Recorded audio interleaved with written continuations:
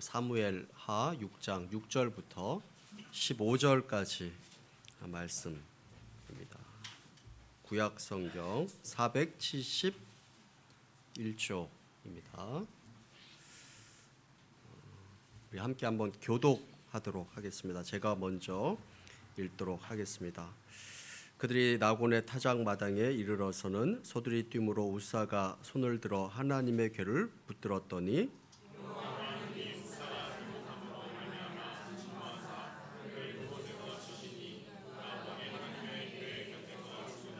여호와께서 우사를 치심으로 다윗이 분하여 그곳을 베레스 우사라 부르니 그 이름이 오늘까지 이르니라.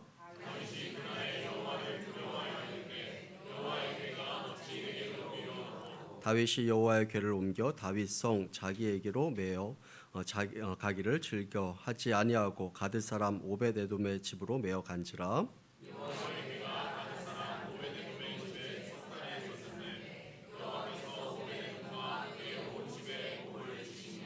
어떤 사람이 다윗 왕에게 아뢰어 이르되 여호와께서 하나님의 궤로 말미암아 오벳에돔의 집과 그의 모든 소유에 복을 주셨다 한지라. 다윗이 가서 하나님의 궤를 기쁨으로 메고 오벳에돔의 집에서 다윗 성으로 올라갈새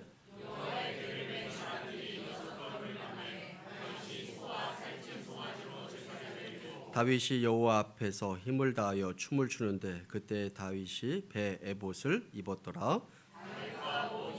조석이 즐거이 환호하며 나팔을 불고 여호와의 궤를 메어 오니라. 아멘. 3월 마지막 날입니다. 이제 내일부터 4월 달인데 이렇게 보니까 얼굴이 상당히 이렇게 또 밝으신 분들이 많이 있는 것 같습니다. 우리 옆에 있는 사람 또 앞뒤 좌우에 있는 사람들과 이렇게 인사했으면 좋겠습니다. 얼굴이 참 밝으십니다. 4월 달에 더 밝아지시기 바랍니다.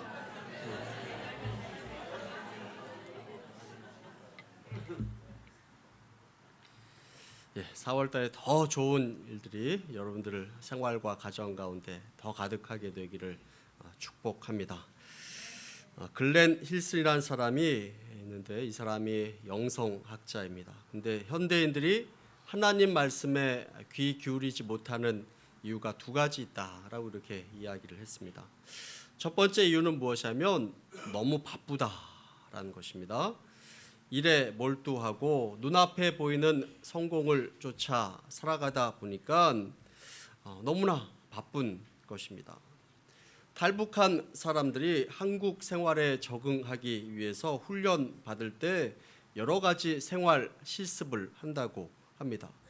그 중에 하나가 무엇이냐면 서울에 있는 지하철을 타는 그런 실습을 한다고 합니다.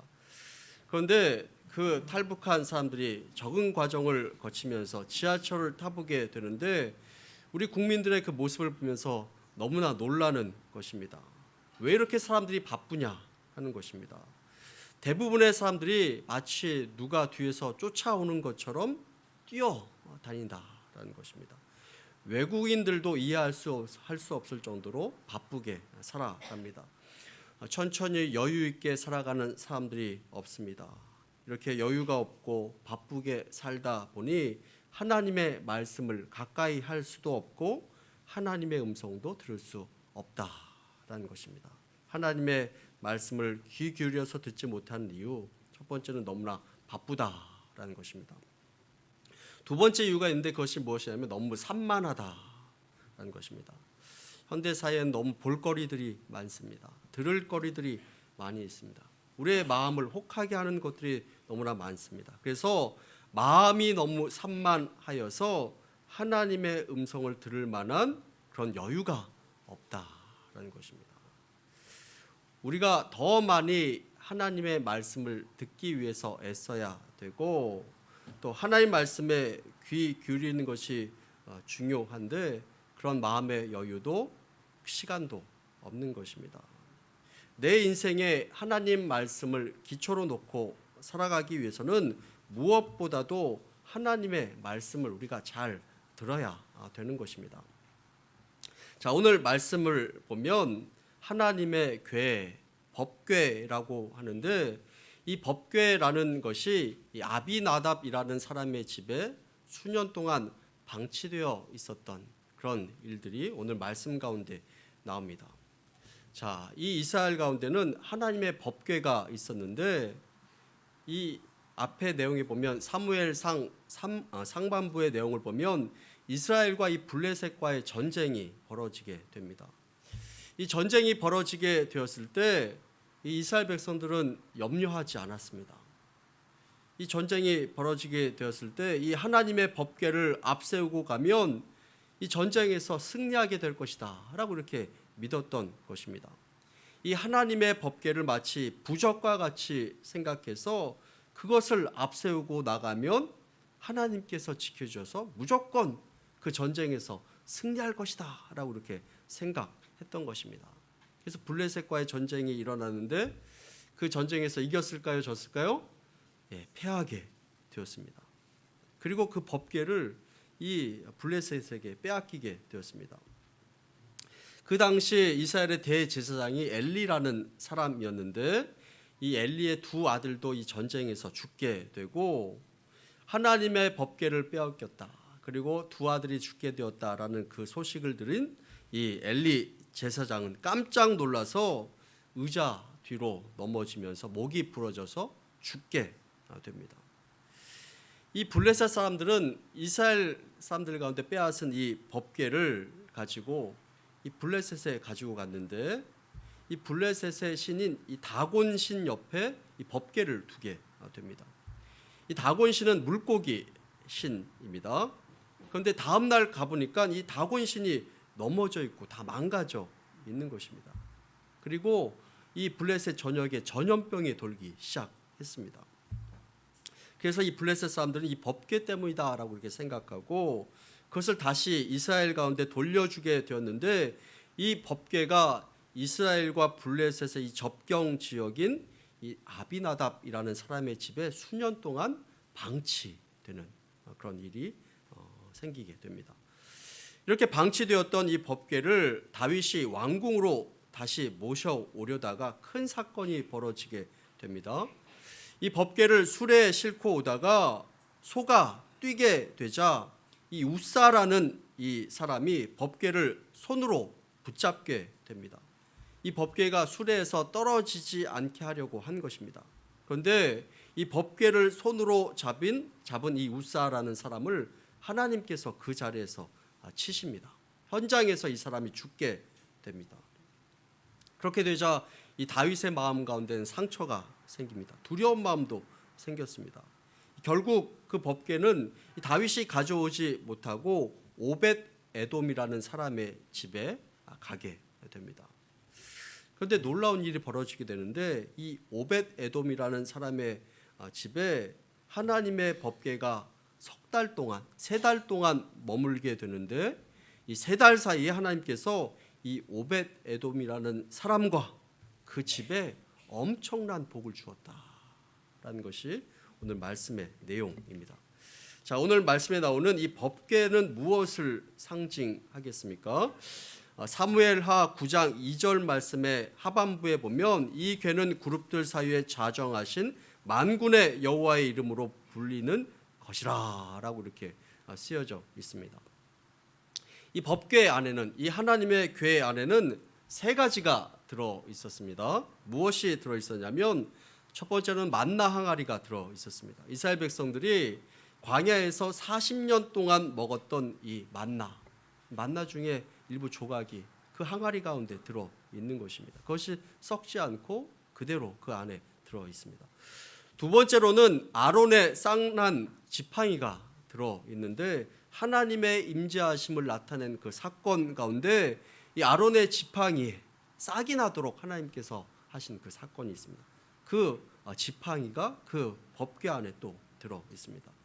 세 번째로 들어 있는 것이 무엇이냐면 십계명 돌판이 들어 있는데 이 법궤는 하나님의 임재를 상징하는 것으로 이 모든 것이 하나님의 말씀을 상징합니다. 그리고 이 말씀은 곧 오늘날의 예수 그리스도를 나타내는 것입니다. 그러기에 이 법궤는 굉장히 소중한 것이었습니다. 왜 이렇게 법궤가 소중한 것이었을까요? 이스라엘 백성들이 애굽에서 나와 40년 동안 그 광야에서 지냈습니다. 400년 동안 종살이하다가 광야에서 40년 동안 지냈습니다. 시내산에서 하나님께서는 성막을 지으라라고 이렇게 이야기하고 모세에게 설계도를 주셨는데 그 중에 가장 먼저 이야기한 것이 법궤입니다. 성막이 있으면 그 안에 지성소라는 곳이 있는데 그것을 바로 하나님의 방이다라고 이렇게 이야기합니다. 이 지성소는 한 6평밖에 되지 않는 그런 공간입니다. 이 지성소 안에는 오직 하나가 있는데 그것이 무엇이냐면 이 법궤가 들어 있는 것입니다. 출애굽기 25장 22절 말씀에 하나님께서 이렇게 말씀하십니다. 내가 너와 거기에서 만나리라. 이 법궤에 있는 이 지성소 가운데서 만나리라 라고 이렇게 이야기하고 있습니다. 사람에게 가장 중요한 것은 하나님과 만나는 것인데 이 법궤가 하나님과 만나는 곳이다 라고 이렇게 이야기하고 이 법궤는 오늘날 이 말씀을 이야기하고 예수 그리스도를 나타내는 것입니다. 구약에서 이 법궤에서 하나님과 인간이 만나는 곳이다 라고 이렇게 이야기하고 신약에서는 예수님 안에서 사람과 인간이 만나는 것이다 라고 이렇게 이야기합니다. 그러하기에 오늘 살아가는 우리에게 예수 그리스도와 그분의 말씀은 이 세상 무엇과도 바꿀 수 없이 소중하고 귀중한 것입니다. 자, 그러하기에 이 말씀이신 이 법궤를 모신 이 오벳 에돔의 집은 석 달 동안에 큰 복을 누리게 되는 것을 보게 됩니다. 그와 같이 우리들도 하나님의 말씀을 소중히 여기고 나의 삶에 이 말씀을 잘 모셔드리면 큰 복을 우리가 누릴 수 있는 것입니다. 여러분들 다 복 받기를 원하시죠? 복 받기 원하시지 않으시나요? 복 받기 싫으신가요? 예. 복 받기 원하시죠? 예. 오늘 그 복 받는 방법에 대해서 제가 이야기를 하도록 하겠습니다. 잘 들으시기를 바랍니다. 이 시대를 살아가는 저와 여러분들이 어떻게 살아야 그 복을 받을 수 있는가 하는 것들을 함께 나눠보기를 원합니다. 첫 번째로는 말씀을 위해서 결단하면 복을 받습니다. 자, 우리 사무엘하 6장 10절 말씀 우리 함께 한번 읽어보도록 하겠습니다. 함께 읽습니다.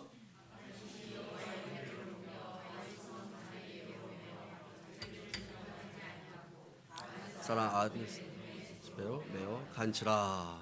자, 이 오벳 에돔이라는 사람은 이 법궤가 자기의 집으로 올 줄은 꿈에도 생각하지 못했습니다. 이 법궤 때문에 사람이 죽었습니다. 이 우사라는 사람이 법궤를 손으로 잡다가 현장에서 즉사하게 됐습니다. 그래서 아무도 두려워서 이 법궤를 어떻게 하려고 하지 못했습니다.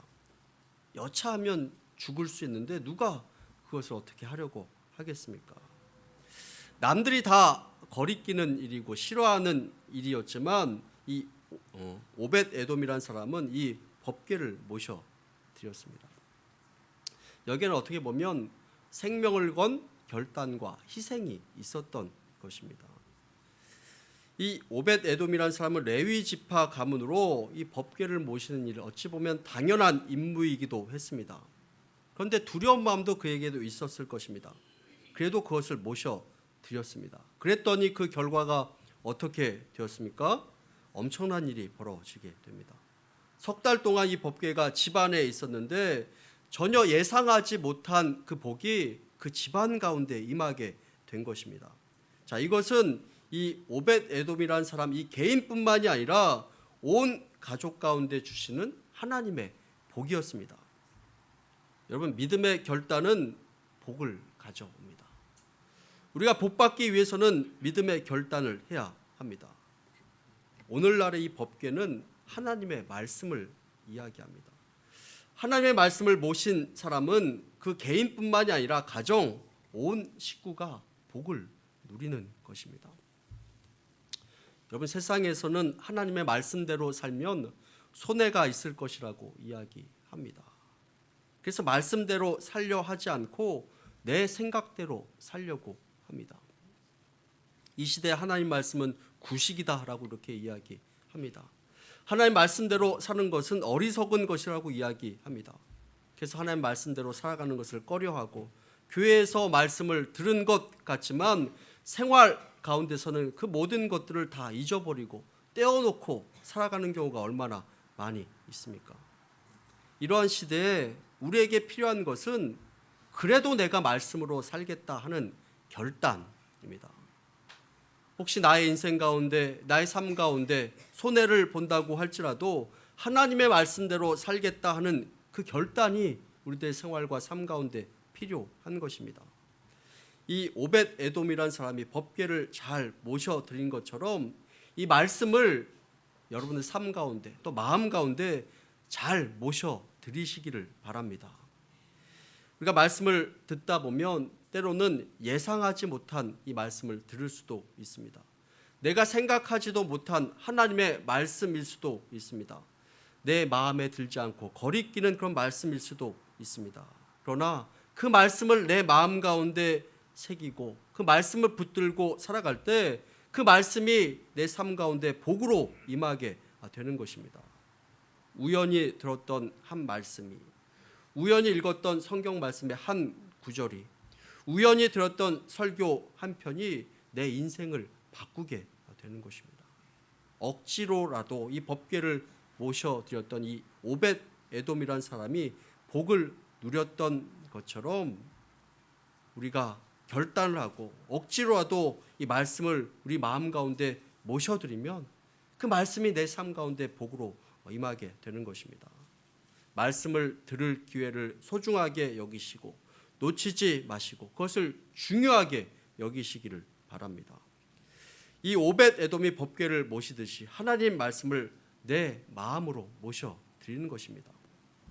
그냥 예배 한번 드리자 그런 생각으로 이 자리에 앉아 있는 것이 아니라 이 예배를 통해서 하나님의 말씀을 내 마음 가운데 모셔드리시기를 바랍니다. 이 오벳 에돔은 두려운 상황 가운데서 이 법궤를 기꺼이 맞아들이는 믿음의 결단을 하였습니다. 거기에는 용기도 있었습니다.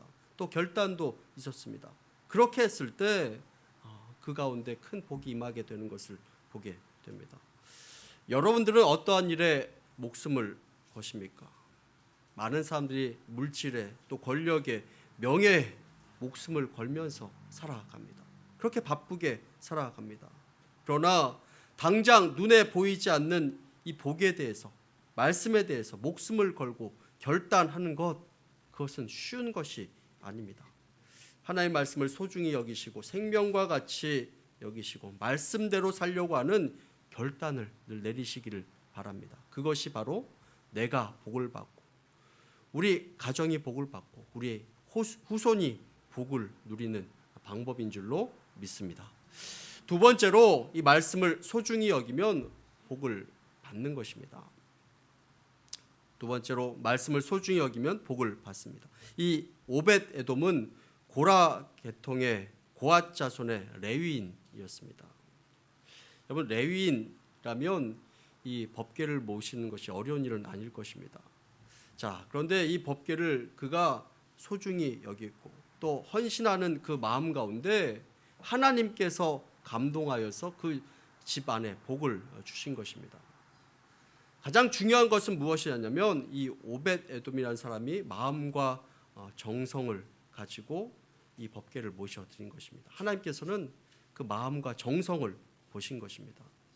이 마음과 정성이 하나님을 감동하게 하였고 결국 그가 복을 누리게 되는 것을 보게 됩니다. 자, 우리들도 하나님을 섬김에 있어서 또 신앙생활함에 있어서 어떤 마음과 어떤 정성이 있었는가 하는 것을 생각해 보기를 원합니다. 하나님의 마음이 기뻐하거나 감동을 받을 만한 그런 정성이 내 삶 가운데 있었는가 하는 것들을 생각해 보기를 원합니다. 여러분 한 주간 살아가면서 하나님께서 감동받으실 만한 그런 일들을 하셨습니까? 하나님께서 기뻐하실 만한 그런 일들을 하셨습니까? 우리가 신앙생활할 때도 말씀을 소중히 여기는 그 가정은 큰 복을 누리게 되는 것을 보게 됩니다. 여러분 그런 사람은 과거 조상이 누구였느냐 그것에 전혀 상관이 없습니다. 예전에 이런 책이 있었습니다. 책 제목이 가게에 흐르는 저주를 끊으라 하는 그런 제목이었습니다. 가게 안에 우리의 어떤 조상의 어떤 혈통 안에 복을 받지 못하게 만드는 그런 저주가 있는데 그것을 끊어야 된다. 이런 내용의 책이었습니다. 여러분, 근데 그 책은, 그 내용은, 그 제목은 성경적으로 맞는 것이 아닙니다. 하나님께서 주신 그 복은 혈통이나 핏줄에 얽매여 있는 것이 아닙니다. 그 사람이 복 받을 만한 일을 하면 그 사람은 복을 받는 것입니다. 하나님 앞에 축복받을 만한 일을 하면 그 사람은 복을 받는 것입니다. 그 사람의 핏줄이 혈통이 어떤 것이냐에 전혀 상관이 없는 것입니다. 이 오벳 에돔이라는 사람의 조상은 고라라는 사람이었습니다. 이 고라라는 사람은 이스라엘 백성들이 출애굽하여서 광야에서 생활하게 될 때 모세를 대적하다가 죽임을 당했던 이 반역자 중에 한 사람입니다. 그 사람의 후손이 바로 이 오벳 에돔이었는데 이 사람에게 복을 주는 것을 보게 됩니다. 하나님을 향한 지극한 정성과 섬김이 있었기에 그 조상에 상관없이 복을 누리게 되는 것을 보게 됩니다.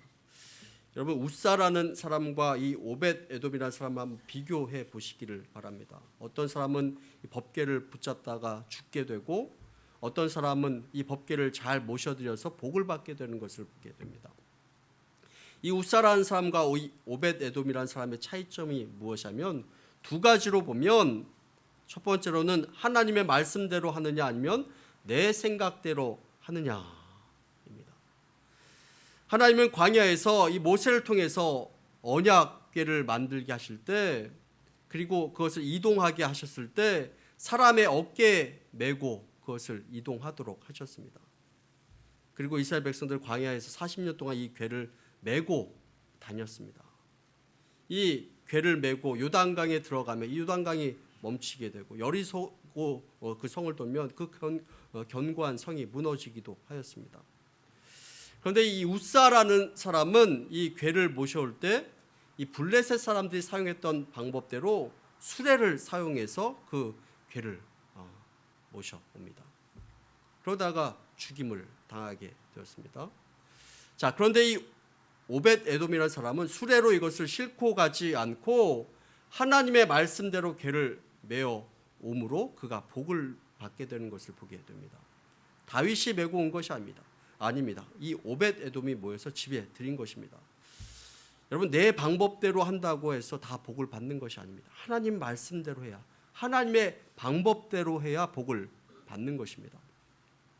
두 번째로 차이가 무엇이냐면 편리함을 추구하느냐 아니면 최선을 다하느냐의 그 차이입니다. 여러분, 이 웃사라는 사람은 쉬운 방법을 택했습니다. 이 법궤를 수레로 싣고 오는 것입니다. 소가 그것을 몰고 가도록 했습니다. 수레를 따라가다가 궤가 흔들리자 그것을 손으로 붙잡다가 큰 변을 당하게 되었습니다. 궤를 운반하는데 아주 편리한 방법을 선택했습니다. 얼마나 편리합니까? 무거운 이 법궤를 수레로 운반하는 것입니다. 그런데 이 오벳 에돔이라는 사람은 그것을 자기 어깨에 메고 자기의 집으로 갔습니다. 잘못 모시면 죽을 수도 있는 이 법궤를 그 집 가운데 모셔드리게 되었고 석 달을 모시게 됩니다. 그것을 운반하는 일도 그것을 가정 가운데 모셔드리는 일도 쉬운 일은 아니었을 것입니다. 그러나 정성을 다해서 모셨습니다. 그래서 그 가정이 복을 받게 되는 것을 보게 됩니다. 여러분, 많은 사람들이 편리함을 추구합니다.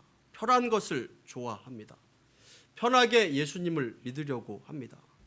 대다수의 사람들은 이 편리함을 추구합니다. 그래서 적당히 기도하고 적당히 주일 성수하고 모든 것을 적당히 하려고 합니다. 그런데 여러분, 적당히 하려고 해서는 안 됩니다. 최선을 다해야 됩니다. 최선을 다해서 신앙생활을 해야 되는 것입니다. 때로는 힘들어도 최선을 다해서 신앙생활을 해야 됩니다. 때로는 힘들어도 주일 성수하는 것에 최선을 다해야 되고 그래야 하나님께서 부어시는 그 복이 그 사람 가운데, 가정 가운데 임하게 되는 것입니다. 말씀대로 산다는 것 결코 쉬운 일이 아닙니다. 그렇다고 해서 우리가 적당히 해서는 안 되는 것입니다. 똑같은 신앙생활을 하고도 우사와 이 오벳 에돔이라는 사람에게는 차이가 있었습니다. 같은 하나님을 모시는데도 그 결과에는 큰 차이가 있었습니다. 여러분들은 어느 쪽이 되기를 원하십니까? 바라기는 힘들어도 어려워도 하나님의 뜻대로 그리고 최선을 다하여 신앙생활 하시기를 축원합니다. 그래서 이 오벳 에돔이 누렸던 복을 여러분들도 또 여러분들의 가정 가운데도 또 후손들도 다 누리시게 되기를 간절히 축원합니다. 세 번째로 이 말씀을 잘 모시면 온 집에 복이 임하게 됩니다. 말씀을 잘 모시면 온 집에 복이 임하게 됩니다. 이 법궤를 모신 이 오벳 에돔은 개인뿐만이 아니라 온 집이 복을 누렸다고 분명히 기록하고 있습니다. 한 사람의 결단이 온 집에 복을 누리게 하는 그 결과로 이어지게 되는 것을 보게 됩니다. 우리 역대상 13장 14절 말씀 우리 함께 한번 읽어보도록 하겠습니다. 역대상 13장 14절 말씀입니다. 우리 함께 읽도록 하겠습니다. 함께 읽습니다.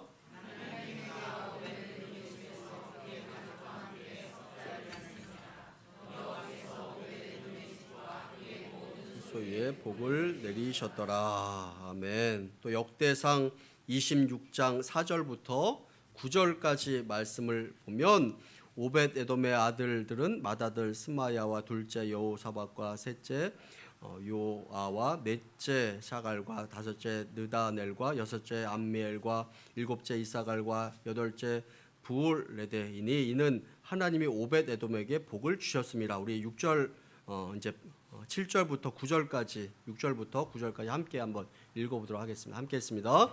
그 아들 스마야도 두 아들 낳았으니 그대 조상의 가문을 다스린 자여 큰 용사라. 스마야의 아들들은 오드니와 르바엘과 오벳과 엘사밧이며 엘사밧의 형제 엘리야와 스마야는 능력이 있는 자니 이는 다 오벳 에돔의 자손이라.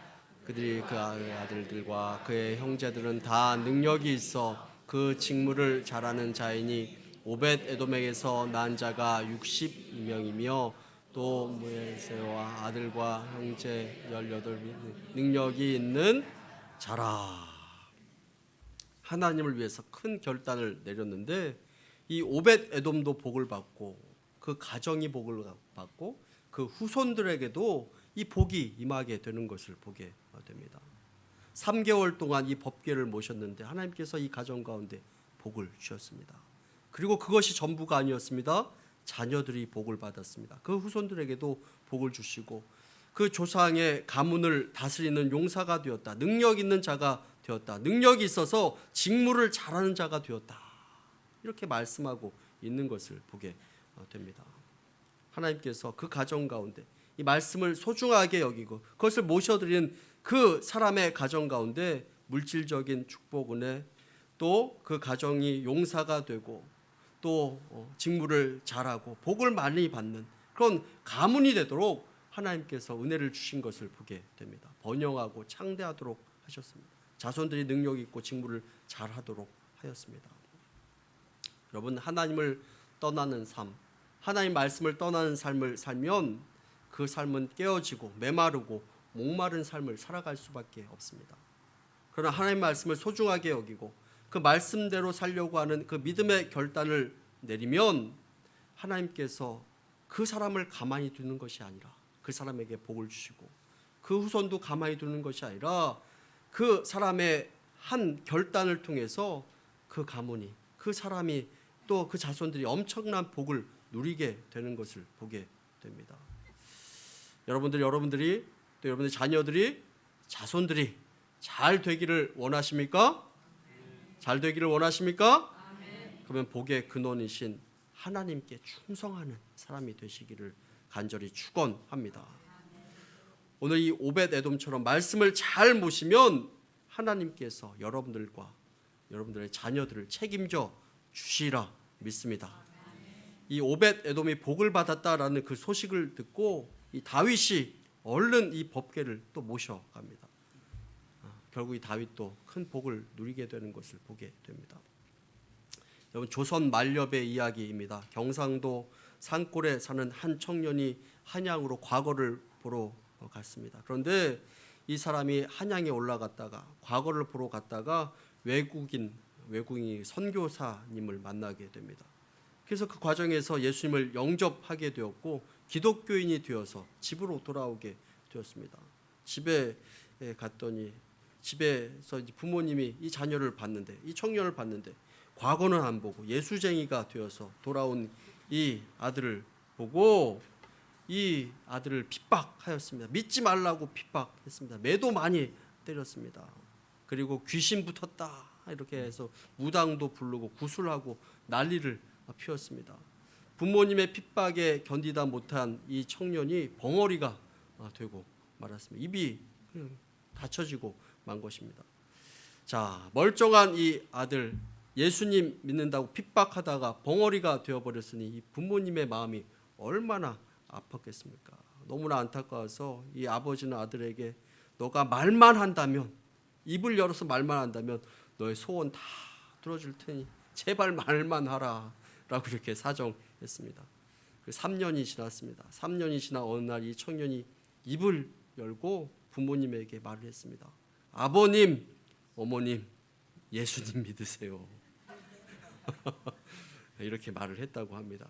이 말을 들은 아버지가 도대체 예수가 누구길래 그토록 너의 마음을 이렇게 뺏어갔는지 나도 한번 믿어보자 하고 예수님 믿어서 온 가족이 예수님 믿고 구원받고 복받는 믿음의 가문이 되었다 하는 것입니다. 여러분, 이 말씀의 복은 이 오벳 에돔 한 사람으로 그치는 것이 아니었습니다. 그 사람도 복을 받고 그 후손도 복을 받고 그 말씀은 이 시대에도 그대로 적용되는 것입니다.